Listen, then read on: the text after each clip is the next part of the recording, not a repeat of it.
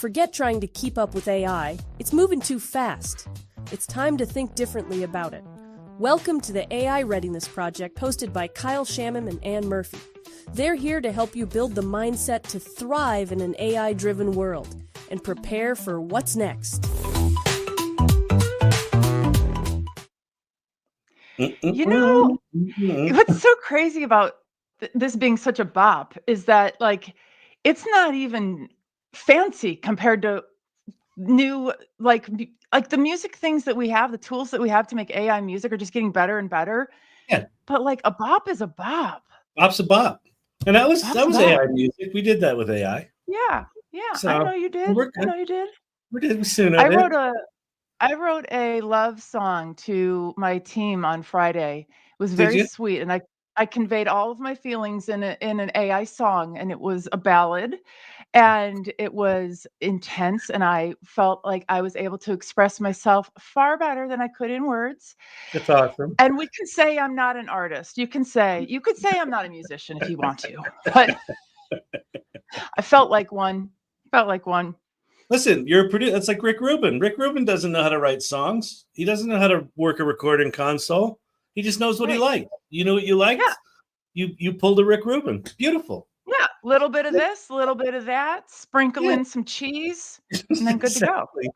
Exactly. So I have a question for you. What is it? How ready for AI question. Are you this week? So I'll ask you the same question.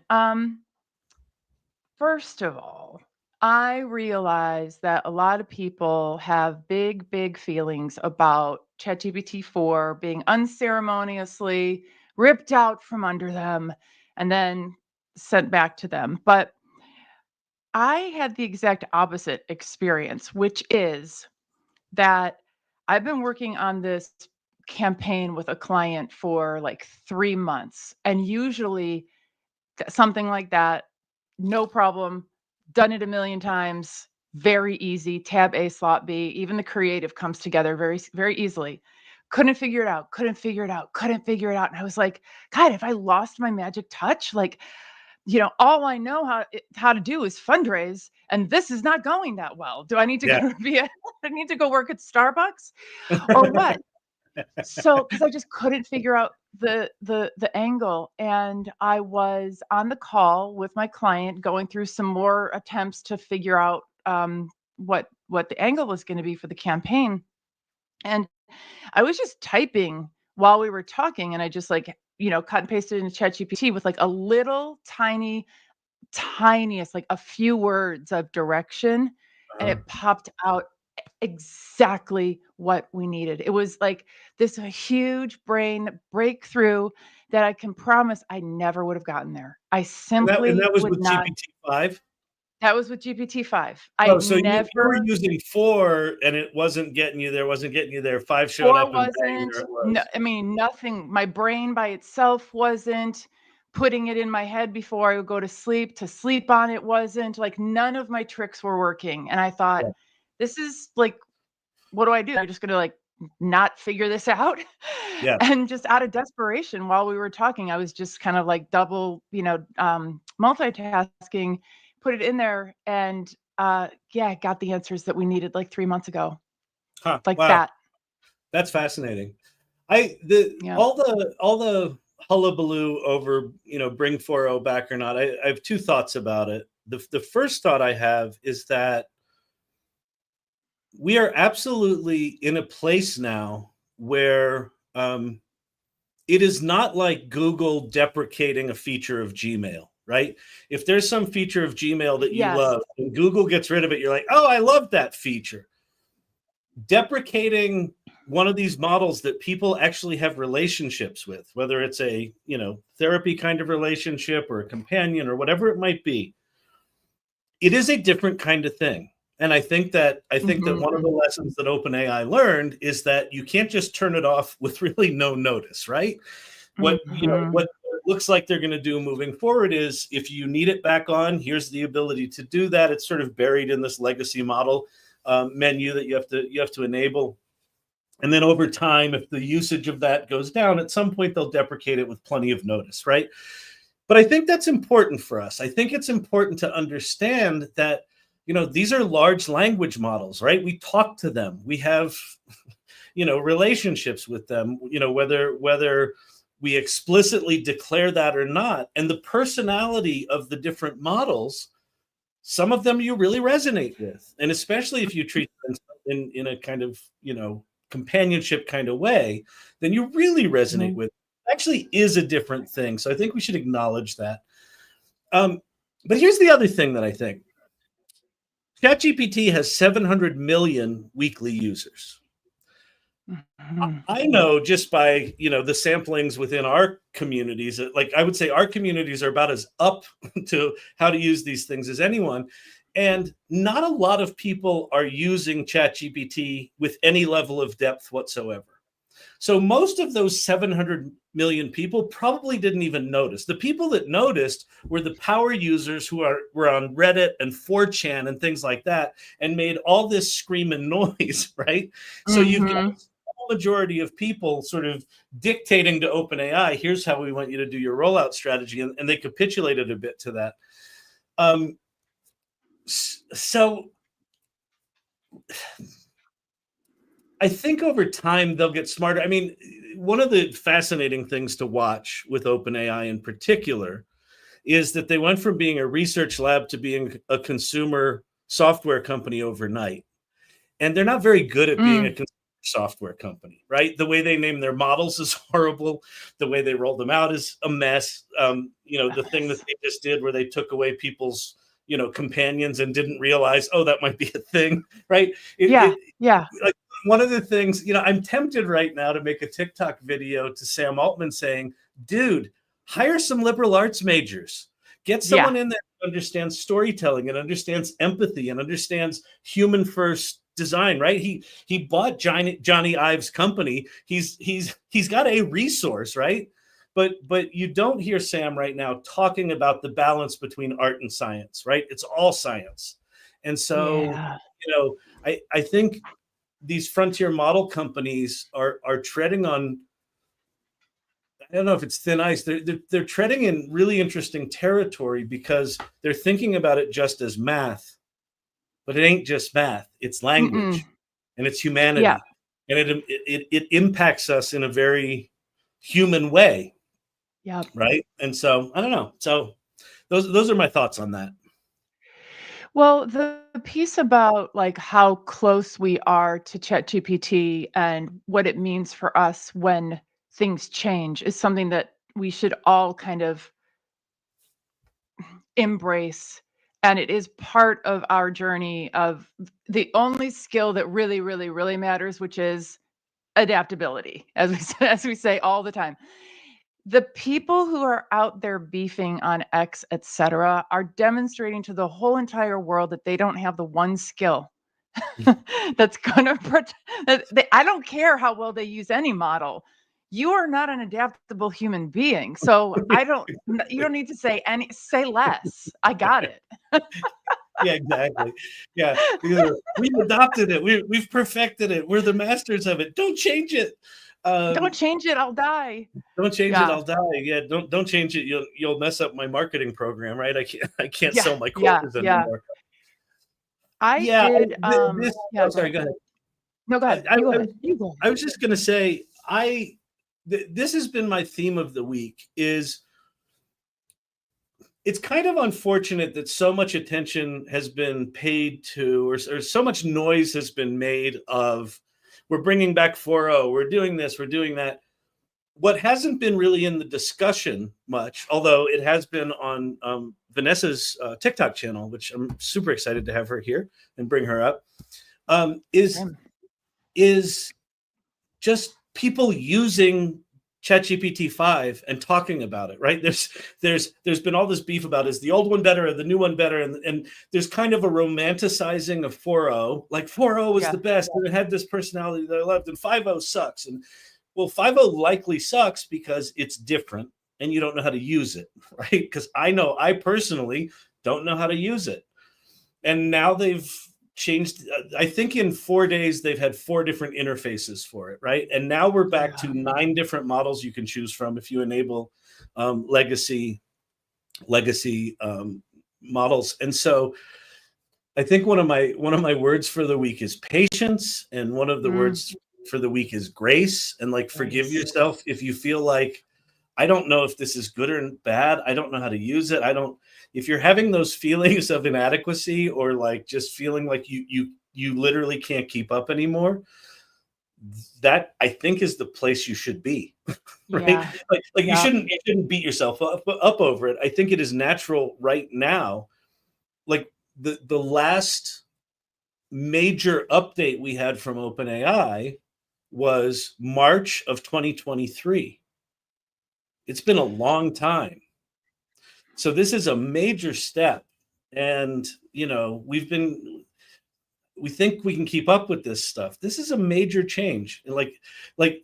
It's hard to overstate that switching from a non-reasoning model to a reasoning model as the default in ChatGPT is just a different thing. And I think it's going to take us a while to figure it out. So for me, it's just like, let yourself off the hook a little bit. Yeah, I think it's a let yourself off the hook, and an example of doing ourselves a disservice when we get on the roller coaster ride, because there's too many of them, right? There's too many highs and too many lows. Go just cut off a couple of the extremes. Like, I'm not even logging into X this week. I generally don't pay a lot of attention to it, but I don't care. It's irrelevant because I'm currently adapting to 5, and that's what's happening. That's just what I'm doing. I'm not going to prevaricate over it. That would be wasted energy for me. And 5 is doing a nice job of helping me rebuild its personality. It's working perfectly. We started a project. We are rebuilding the parts of 4's personality that we liked that's now seem to be missing, and we'll be back. We'll be back soon. That's really good. That's really good. It's really good. Yeah, I don't like, I am normally highly opinionated very quickly on anything that comes out, right? I know what's good about it, I know what's bad about it, and I kind of have no opinion right now. And part of it is literally they keep changing the interface. So like, I kind of had my head around, okay, it's going to choose the model for me. I don't need to know what model it chose, right?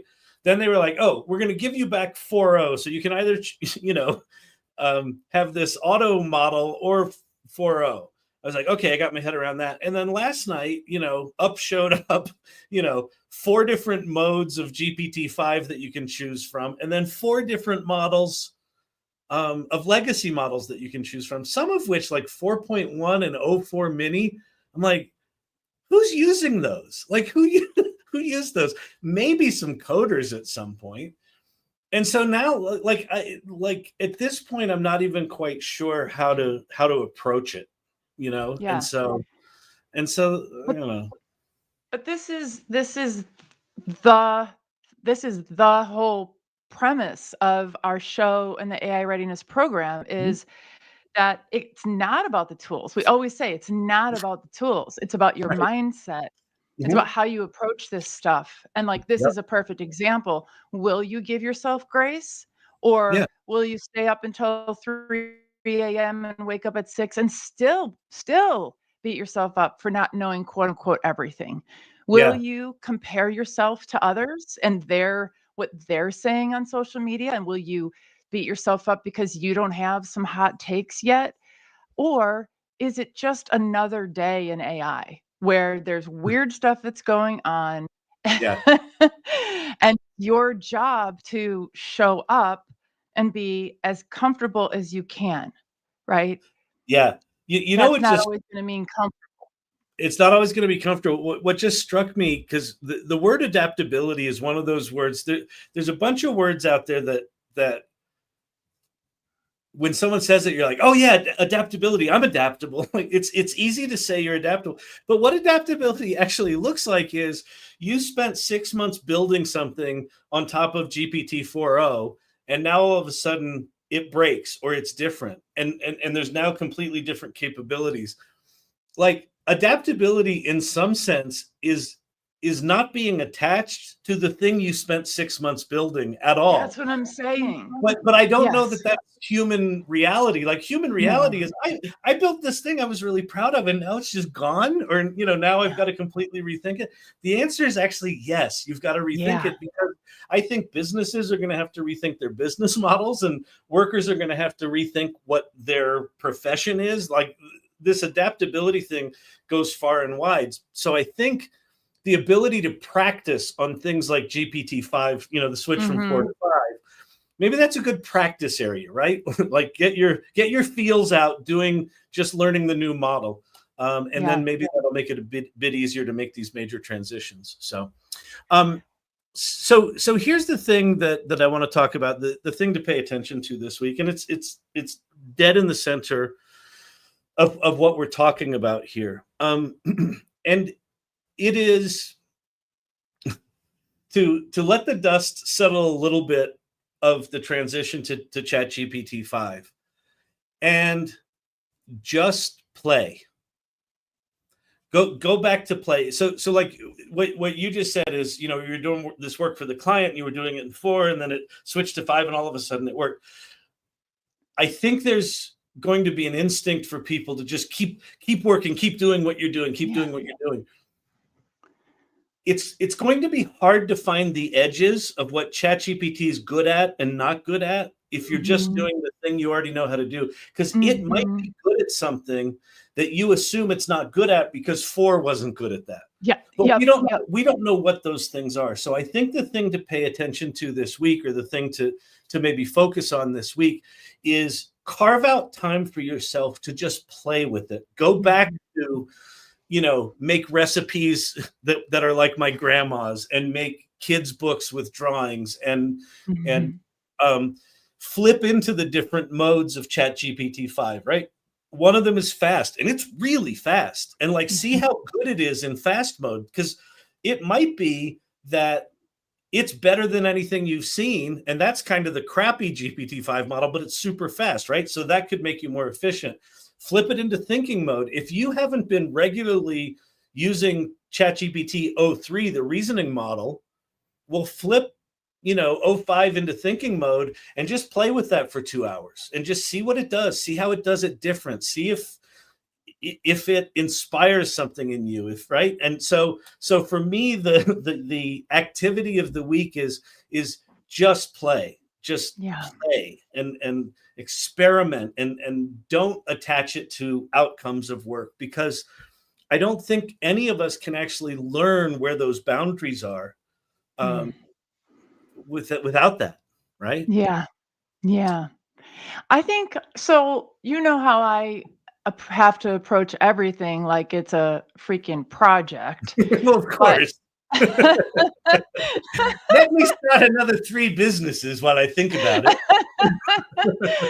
But so here I'm going to share another approach. If your brain is like mine, where you're going to run through a wall to get your pellet of productivity today, or else you're going to hate yourself tonight. Here's another way. Okay, this is good. You're like, I hear you about the playing. I'm not going to do that. But let me tell you what I'm going to do. I'm not going to do that. Here's another way to do it.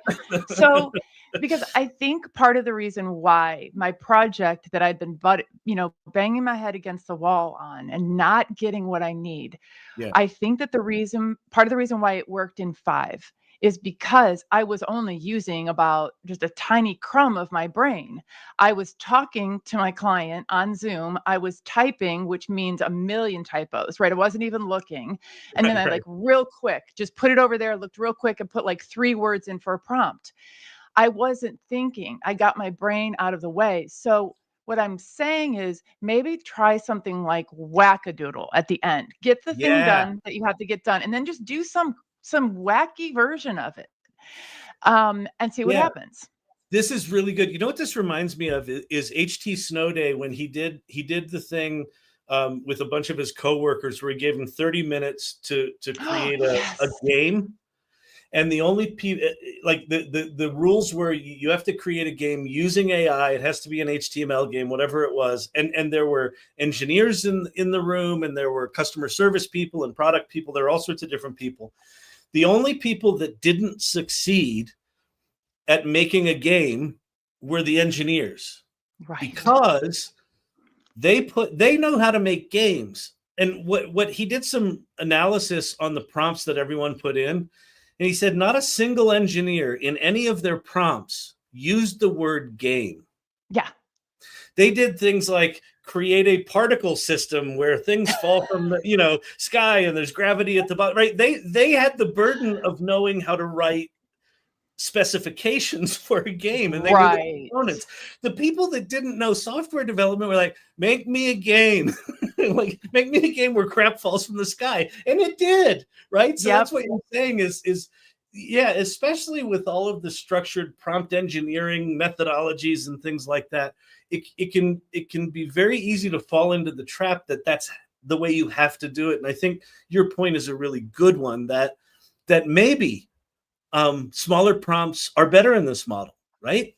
And again, we don't know. We don't know, right? But one thing when I had this breakthrough, I thought, wait a second, maybe this is the moment where we can turn over more trust to the model, because in part of memory, it knows me well enough at this point that if I write half of like nonsense of a prompt, it might know better than I do what I actually meant. Yeah. And so see what happens. I used to play a game called How Crappy of a Prompt Can I Write and Still Get the Output I Want? I think it might be write a crappy prompt. There's a chance. I feel like that's a play game that like what you're doing there is removing expectations, right? You're almost flipping it and saying, I'm going to try to write a crappy prompt. There's a couple of things. ChatGPT 5 has a capacity within it that makes it hallucinate less. It actually looks at the answer it produces before it gives it to you and goes, is this bullshit? And if it's bullshit, it works on it until it gives it to you, right? So it hallucinates less.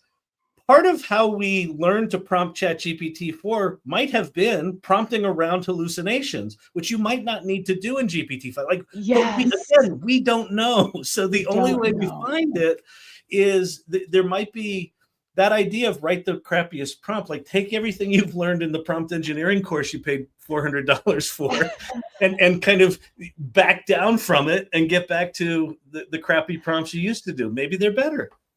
They might be better now. I don't know. I think that's awesome. I think that's really good. I would consider that play, but it's good. Okay, we'll call fine. Well, okay, fine. A little bit of play. A little bit of play. Because we get to talk to Vanessa Chang today, I wanted to ask you a question about AI and your own thinking. What has AI done to the way you think?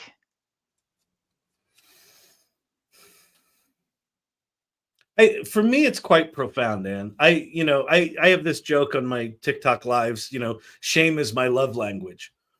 And when I'm doing creative thinking or creative development, as a neurospicy person, I tend to be hypersensitive to nonverbal cues, right? So if I'm agreeing with someone and I put an idea out there and I get this look, like they don't say anything, but if I just get, that will shut me down for hours sometimes. Where I'm like, oh, okay, that was a bad idea. This isn't safe, right? I go into the amygdala, where, I'm now fighting lions in my head. AI, there's two things that it does that have really transformed my relationship with my own creativity. One is it takes my ideas and instantly materializes them in some tangible form, right? So I can get a very vague idea in my head out and like, there it is. And then the other thing it does, is it's positive. It's just like, hey, great idea. And I'm like, oh, yeah, like there could be ideation in this world without judgment, right? And so for me, it's given me a kind of confidence. And like I'm 60, like I've these patterns have been around for 58 years. And all of a sudden I've got this companion, this collaborator that I can put an idea out there, instantly manifest my idea in some way that I can look at it objectively. And then it goes, oh, that's great. Would you like me to sort of take it this other direction? And I'm like, huh, I hadn't thought about that. Like, it's like every conversation is like a yes and conversation, Yes. like Yeah. in improv. And Improv, I feel like that's AI for me. So for me, it has been transformative for me in just with my relationship with my own creativity and my confidence in my ideas. Yeah. So good. And I've Yeah, seen that with you. I've seen yeah, that with you.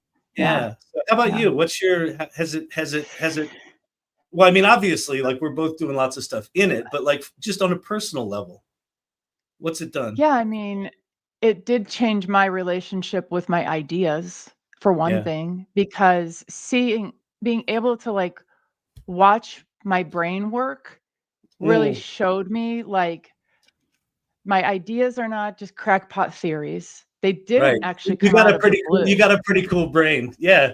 My brain is actually pretty dope. Yeah. And being Exactly. able to see it, it's almost like you're in a room, right? You're in an Yeah. ecosystem of your thoughts, and that and being able to find the threads in those, like Yeah. that was really meaningful to me. The first time I had a complete existential meltdown was using Cassidy. I'd uploaded tons of writing that I'd been doing over the years. And I Mhm. asked Cassidy to like pull out the threads. And I asked the question I asked Cassidy was, what do I care about? Mm, It makes me want to cry. Like, what do I actually care about? yeah. And it figured it out for me. And then it Yeah. like outlined a book. And then like, you know what I mean? And then I was And like, oh just to my be clear, God. yeah, Cassidy's your AI girlfriend, right? Oh no, no, no. That no, Cassidy Dum Dum is a platform. You don't Oh, know. Let me I've got teach you a little something. Quinn, my AI girlfriend. I thought Cassidy was your AI Quinn is your girlfriend. AI girlfriend. Dominic is my Oh, okay. AI You get an companion. AI boyfriend. Okay, fine. Yes. So but yeah, I mean, so my relationship with my own ideas and that they Yeah, were so that's cool. worthy and valuable, and even the ones that weren't were really part of a bigger story. And then I think the fact that it felt in the beginning, it felt very much like when I had kids, and people tell you, you don't know how much love you have in your heart until you have children. And I was Mm. like, oh, la, la, la. But then I had kids and I was like, wait a second. There's like Whoa. this whole other reservoir of love. Yeah. That's how I felt about my brain when I Wow. started using ChatGPT. I was like, there Amazing. is this whole other brain over here that I have not been using because I just needed a little help to get there. Wow. Awesome. We've Yeah, got no. 2 minutes. I want to bring Vanessa up on time We got because I 2 know we've got a minutes. lot to talk I know. about. So we got 2 minutes. So I'm going to Yeah, talk quick about the AI Salon. Join the me AI too. Salon. Go to the salon.ai or community.thesalon.ai.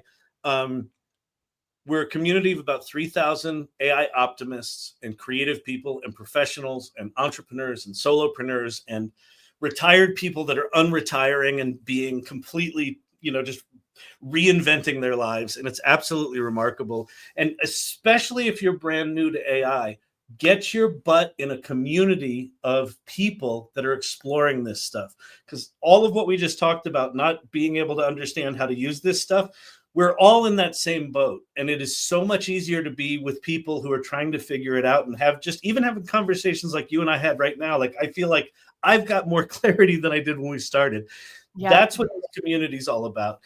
There's a subscription area of the community called the Mastermind where you can dig deeper, but that's the salon. So go check it out, join it, and why don't you tell the good people quick? You have 30 Oh, seconds. okay. I took Well, a minute for mine, but you have 30 seconds for yours. She Leads AI is an AI academy, it's an AI consulting agency, and it's a community. So the community, like writ large, is thousands and thousands of us. And then inside the inner core, there's a group of women who have subscribed to be members of the She Leads AI Society.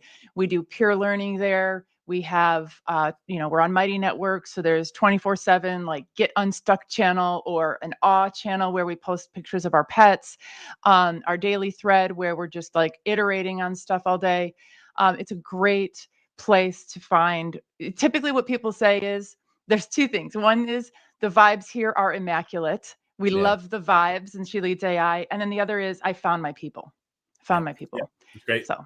So important. So important. It's a really important community, and I'm so excited that we're doing this together because Me too.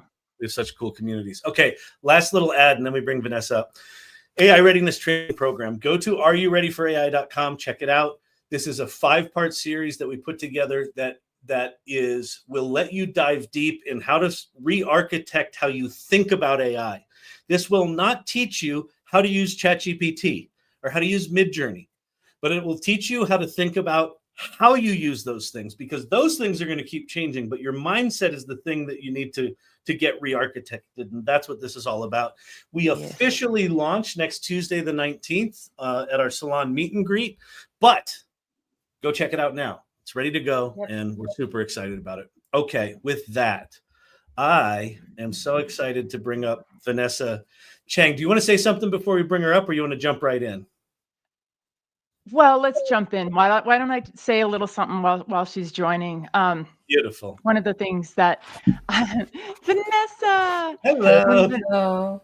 When Vanessa hit the scene with her incredibly like clear, human, thoughtful, digestible lessons on AI and ways to approach AI, and like, here comes a new tool, here are the 15 different ways that we could look at it, how about we choose a couple and tackle those, and just like a little bit of like gallows humor, like we're all in this messy adventure together is how I felt. I was immediately like, this is a person who we should all be listening to and learning from. So Vanessa, I've been enjoying getting to know you on a not more than a parasocial level, and we're so glad you're here today. Yeah, at this point, I'm just parasocial, but I'm a super fan. I'm super excited to have you here, and just even the little talk we had before we started here tonight, I'm super excited to have you. So why don't you tell us who you are, introduce yourself, and what are the important things you want us to know about you? What a welcome. Thank you both. I'm super stoked to be here. I'm Vanessa Chang, and I am not an engineer, developer, or coder. And I am completely obsessed with AI. And for folks who've known me for a long time, they would ask, like, why are you into this? Because if you knew me in different eras, I've had, I guess, what LinkedIn would call the portfolio career, where it is all leveraging kind of different like skill sets that maybe didn't indicate that I'd end up here, but I would argue that, the case for skill stacking. And, going from a liberal arts background where I was a food and travel writer, editor, working in marketing and brand to, then shifting to like marketing ops and now operations and strategy in general, AI seems to be like the best landing place for me, because the common thread throughout all of these eras was exactly what you and Ann were speaking to earlier, which is adaptability. Wow. And finding myself in situations and in the context where we had to be cross-functional and highly adaptable. We had no choice but to be curious and then execute right on those learnings. And so that really did breed in me this willingness to kind of dive deep into ambiguity. And so when AI came out onto the scene 2022, I admit I was a recreational user. It wasn't until, later on, we can talk about that later, where I realized it is more than just a tool. And this is one of the first things I'll say. I know a lot of people like to say that AI is a tool. I would argue AI is actually more than a tool. It can certainly function as a tool, but my perception, because of my direct experience that I don't impose on anyone else, but another perspective I would offer is that I am so into AI because I realize AI is such an incredible scaffold for my mind. And with that support, I am able to do more.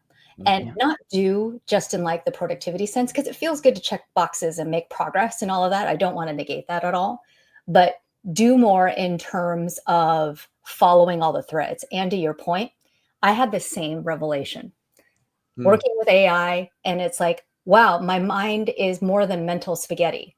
Like it makes sense, right? And when I have something that helps me kind of support and hold all these threads together, I can actually see the weave, or it can help me to that weave, right? And then I can kind of continue in on that. And so it led me to educating myself, just diving in. And now I talk about it on TikTok to get more people to be curious about artificial intelligence, how to use it more intuitively and intelligently, I would say. And also, of course, consult people who want to apply it to business, but also individually in their own lives, because a lot of the AI conversation is within the professional context, which is important. But I think we've seen here, and you guys were alluding to it earlier, the unforeseen is that it is also being applied into our personal spheres in ways maybe we didn't anticipate before. Yes. Yeah. Yes. Oh, go ahead, Ann. No, go. Yeah, I'm waiting for you. So what struck me, I assume, David Shapiro, the YouTube guy that talks about this stuff. So he talks about, the steam engine augmented our muscles, it augmented our physical strength, and AI is augmenting our mind. And you talking about it as a scaffolding. I find it really fascinating that if you sit on the outside of it and hear about it, it absolutely, if you think about this thing that's going to be way smarter than you, it absolutely feels like, oh, that thing's going to replace me. But when you kind of strap it on as a jetpack and you use it as a cognitive scaffolding, I love that description of it. It all of a sudden feels like my experience has been, I feel so lucky to be able to have this tool to make sense of, this crazy Strava brain. So I'm just curious, where you are on that, like do you feel a risk of it replacing you? Like where are you in the, embracing, like we embraced the steam engine as an augmentation of our strength, this as an augmentation of our intelligence? What I think about is this idea that every tradition actually started out as an innovation at some point in time. And we are at that point in our history when it comes to the technology side of it. And I often tell folks, a very wise person in the past spoke to the similar dangers where they said like this usage of something, and I intentionally leave it blank, would lead to people losing their critical thinking skills, losing their capacity, like losing their sense of intellectual self. Is actually writing, literacy in ancient Greek. Socrates quotes Plato as saying that the advent of writing, or the proliferation of writing, will make people stupider, because then they will not be forced to retain it just by rote, right? And obviously that's being proven untrue, particularly when we look at like long form writing and the dissemination of the printing press and the importance of communication. And so we have a propensity to fear that we don't know. We have a very good job of filling in the blanks with like the horror stories. And I get that. I am neurodivergent as well. And my mind goes to worst case scenario. So in a way, I feel kind of equipped to see that worst case scenario and be at peace with it. Not be at peace like I have no agency and it's going to happen, but be at peace in the sense of that is a possibility, but it is not yet real. So what can I do kind of in the short term? Thanks to my therapist for that one. But that comes after, right? That sounded like it came straight from a therapist. Thank you, therapist, too. We can't live without him. I mean, I love AI, but AI is not a therapist, okay? AI is therapeutic, but it is not your therapist. But, I think that's how I live with fear. I am comfortable with fear because of my rumination and because of my neurodivergence. That's always a consistent narrative that's been playing. So for me, maybe I have more of a callous, right, against that. And I don't feel it as keenly, but I understand why we do, particularly when we live in a society that really values extrinsic displays of intelligence and therefore worth, right? And I love that you guys wanted to talk about this today and not just business, because I mean, when we talk about business, it's really applicable because we are talking about millions of knowledge workers, right? Currently and in the future. And if you think about knowledge work is basically an entire economy, entire industries based off of how we are rewarded, not just for our time, but for our cognitive intelligence. We are put through a whole system of cognitive intelligence, and now suddenly there's something that is disrupting that cognitive intelligence in such a great, in such a magnificent and scary way. Suddenly, our intrinsic idea of worth and value, never mind existential, like how am I going to pay my bills, right? Yeah. But it goes to something core of like, then what am I here for? Yes. Right? And so I think it's an important conversation to have with, even if you are looking for a job, even if you are applying AI to your business or as an AI practitioner, because we have to understand that historically and culturally speaking, when we look across like civilization, we have always defined and accepted different types of intelligence. But in our modern era, cognitive intelligence has always come out on top. And because we're not familiar with the other types, my theory is that that's why it feels so scary for so many people, because there's other intelligence and other ways to cognition and also other ways for value. And, we only have 30 minutes, so we can't go down that rabbit hole, but that's my thesis. So, yeah. I think you're so right. So we value this, production, right? And that's how we figure out what our worth is, right? Suppose you go down that path. And so that's why AI is spoken about so often in a business context, commerce, right? Capitalism, et cetera. But everything is always different on when you're like the boots on the ground. Like it's just different when you're not on X. And what we see in She Leads AI, so we just started doing topics for Saturday. So we're going to talk about this thing on this Saturday and that thing on that Saturday. And, we're whipping through like business topics right and left, whatever. But AI and wellness is going to end up being like a year-long series because that's what people are so hungry to talk about. We don't get to talk about whatever you define, like wellness being a very large topic, but that's where people want to be able to talk is on those things that aren't necessarily about production. And I'm excited for these conversations to get more airtime. Same.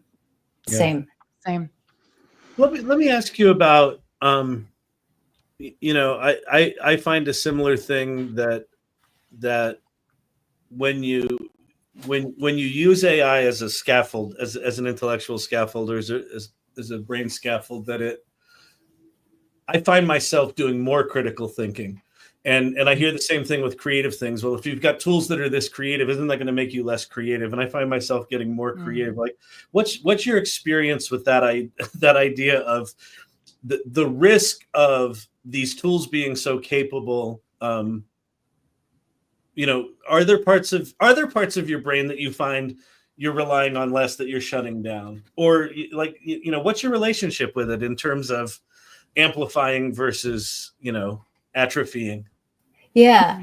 And I think that's the sweet spot that we don't yet know how to define, right? As a culture and society, because this thing is like, 3 years old? Yeah, exactly. It's like when and where to offload, right? Defining that tipping point.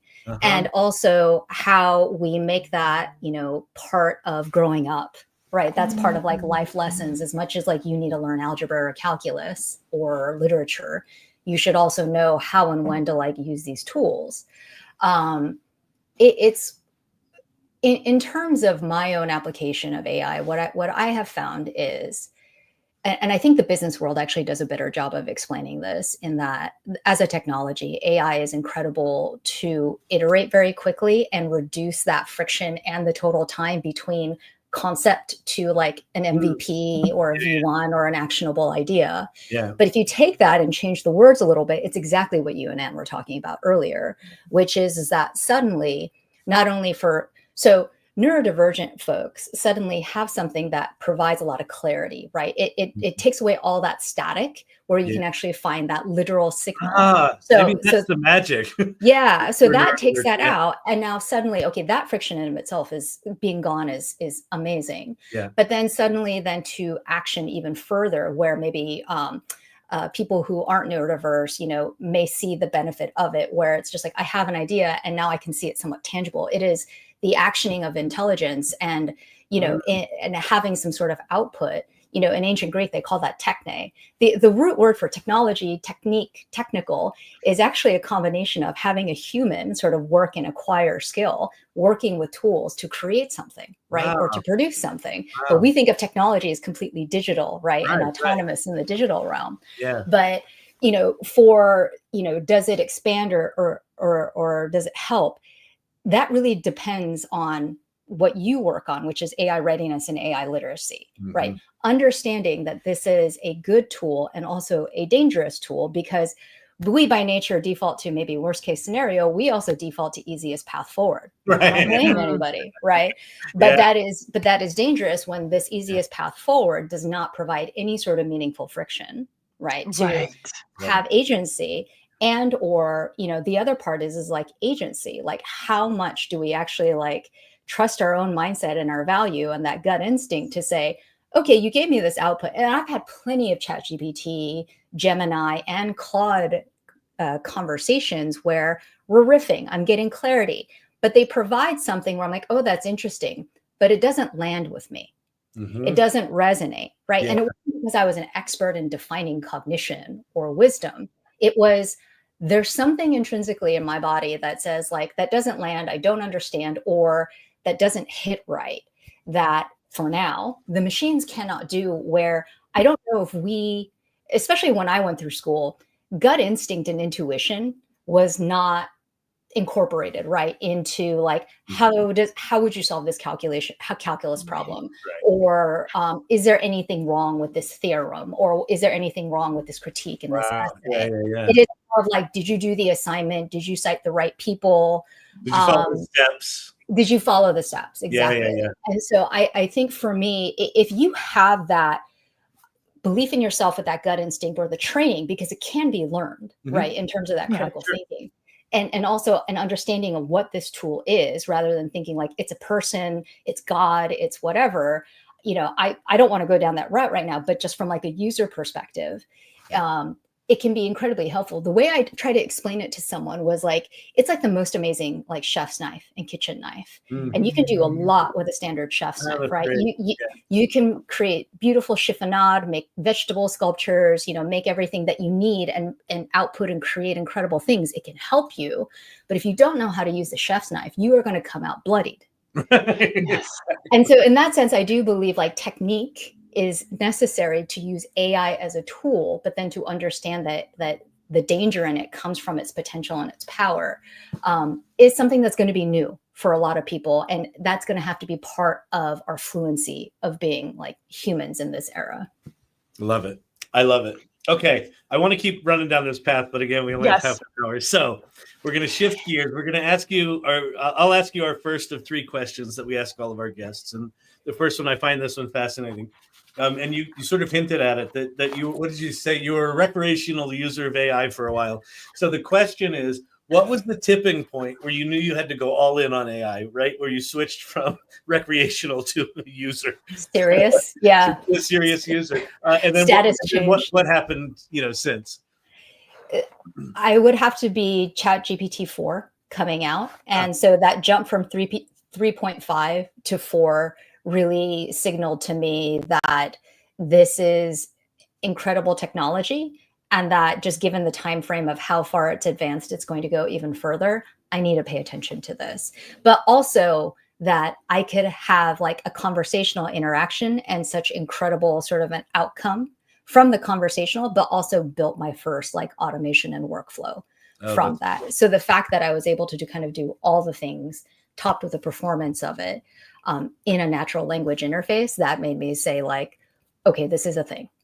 Was there something, do you remember a specific moment where 4 did something different than 3.5, where you went, oh, that's do you remember a specific moment where you recognized its power?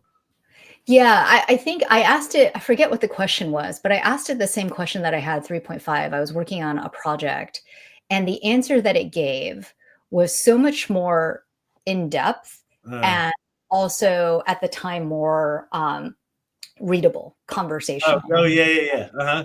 Where it was sort of like an intellectual exchange of like a back and forth where I went, oh, okay, point taken. Oh wow. That made me go, this is different than 3.5. 3.5 was great. 3.5 was fun. It was interesting because of the newness of it. If it had not evolved within the time that it did, I don't know if I would have paid attention.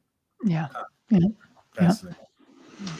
So Vanessa, our next question is about AI trends and from your place of expertise, but I want to bring in something that we haven't talked about, which is your membership in a French guild as a certified cheese professional. And so I'm wondering if, from the point of view of a certified cheese professional, what AI trends are you paying attention to? That's awesome. I love that.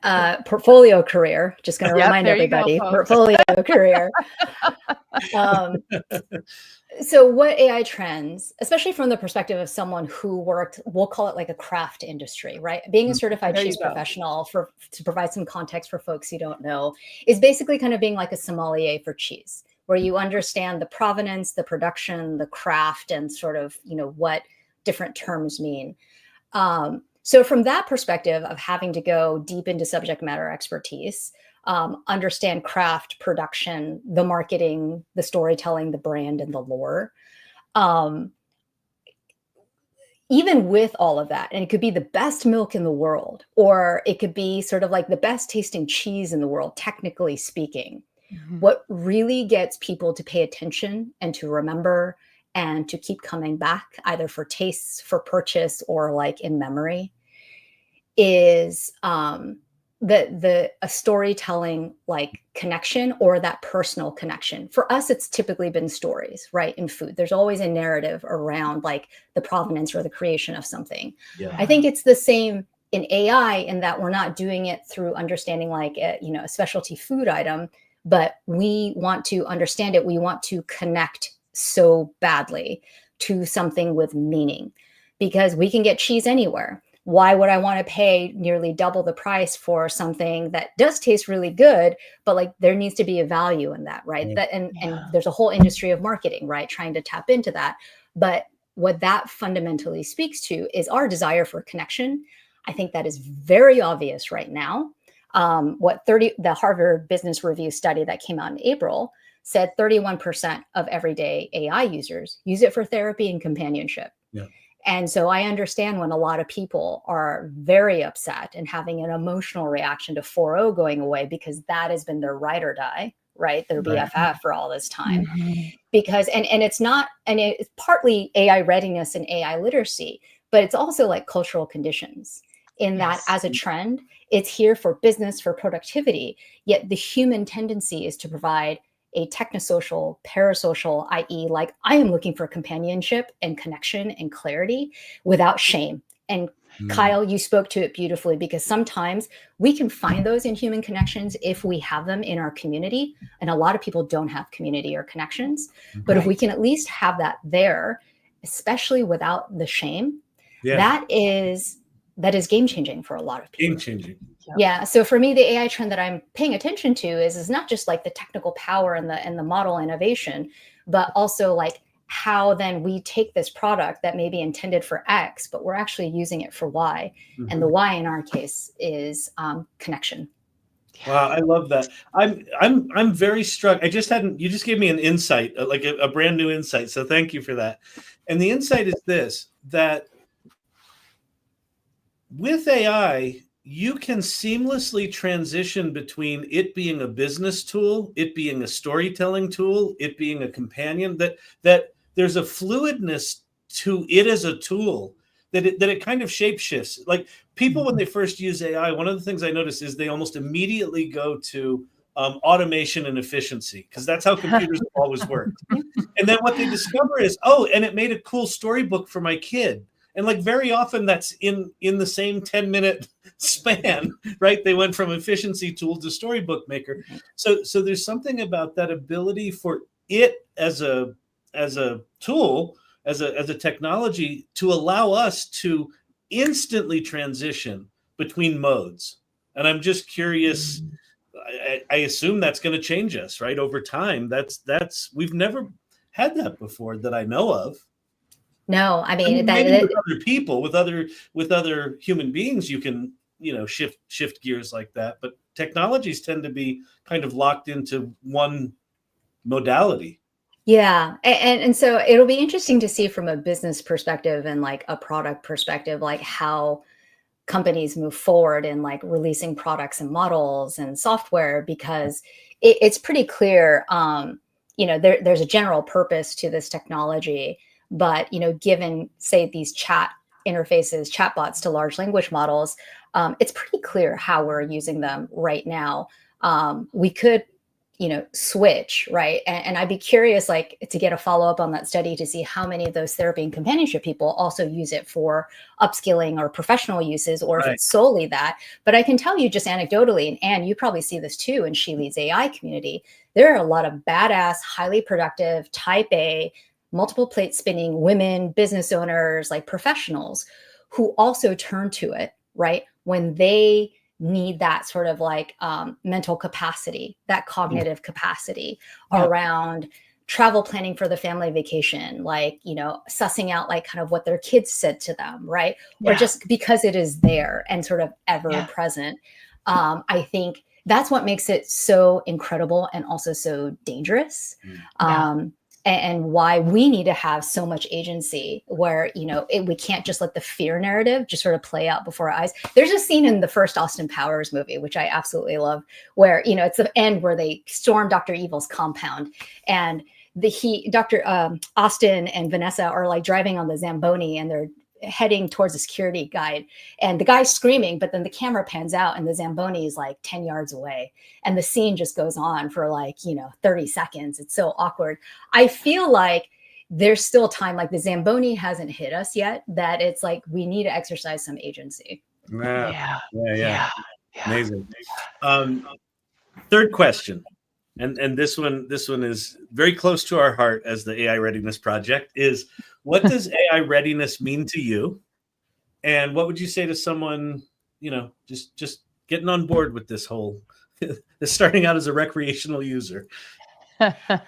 Yeah. What you and Anne speak to and stand for very much aligns with my definition of AI readiness, which is being adaptable, right? And so the flip side of the coin, or like, no, the same shade of that, just a different shade of that for me, is being okay with ambiguity. And that's really hard, because we have kind of raised ourselves to kind of have like, very definitive sort of outcomes, or, very kind of like, delineated ideas of what is.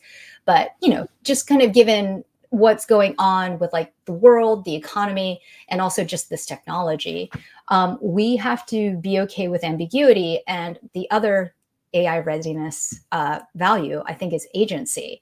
And I don't mean agents in terms of AI agents. I think AI agents are very powerful, but I also always tell people who ask me about workflows, when I build agentic workflows, to be like, we have an AI agent and you have an agentic workflow. Where are you exercising your agency? Beautiful. Love that. Yeah. Love that. Keep going. I didn't mean to. Keep going.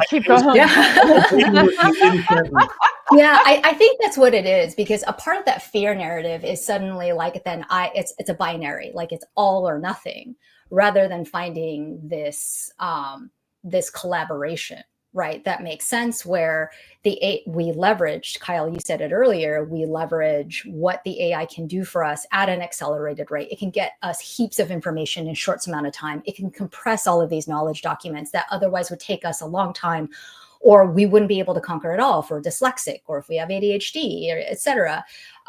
So suddenly it makes it accessible. And also it can augment, right, then how we would deal with that. But we have to be very, very explicit about how we show up and how AI shows up and what our roles are. And that's, for me, is going to be really interesting to see then, like how more AI products and AI softwares and AI solutions come out for people, because in a way, especially from a business perspective, and this isn't a knock on anybody, because we are all very busy, that being able to completely delegate or offload sounds amazing. But I think what a lot of AI practitioners are finding with their clients is that that complete offload is impossible because of the complexities of operating in real life and having people in the flow and even dealing with other AI agents or other AI technologies. And so that agency is really important to be able to step in. And that's one of the other definitions of intelligence, is a wisdom, where you need that knowledge to practice wisdom. Wisdom is knowledge in action with like an ethical and a moral layer. And we need to be able to do that, not just in business to make like sound business decisions and like not get in trouble with regulators, but also as individuals in terms of using AI to help our kids learn, to help ourselves learn, and to do other things that we will undoubtedly discover that AI can do for us. And what I don't want people to default to is this language of like, well, it's AI or nothing because AI is going to take everything. Right. We get to decide. We are going to be the ones that are human centered. And I know the businesses have a lot of clout and a lot of, power, it seems right now, but they're selling to us. And so that's one thing I want people to remember is like, we still have some leverage, and don't forget your agency in this. I think that's huge. Sam Altman essentially cops to that, right? He says, our engineers can only understand what we've built so much that one of the reasons they put things out in the world is they want to learn how people are using them. And, he's regularly said that how people use it surprises them, including when they took away 4.0. They've really figured that out this week. They figured that one out quickly. Well, listen, let's tell people how they can find you. So your TikTok is Think with V, correct? Yes. Is that spelled right? Yeah. So anyone watching, if you have not subscribed to Vanessa's TikTok channel, go do it now. Think with V. Thank you so much. This was absolutely inspiring. How do they get on Regarding Human, your newsletter list? So on Think with V, I have a link to my bio site that can take you there. Otherwise, it's Regarding Human, regarding spelled out, .beehive.com. And that also has an explanation of what I do, how to get in touch with me. And weekly, I kind of share. It addresses AI for thinkers. So if you're looking for like automations or more business things, I lead out to other people who do amazing work in that sector. But this is more for what does AI mean for me as an individual. Yeah. And I just want to confirm, that's how you spell beehive, correct? Isn't it? Correct. You got it. Yeah, you got the branding right. Okay, good. That's how they do it. Awesome. This has been really amazing. Thank you so much for coming on the show.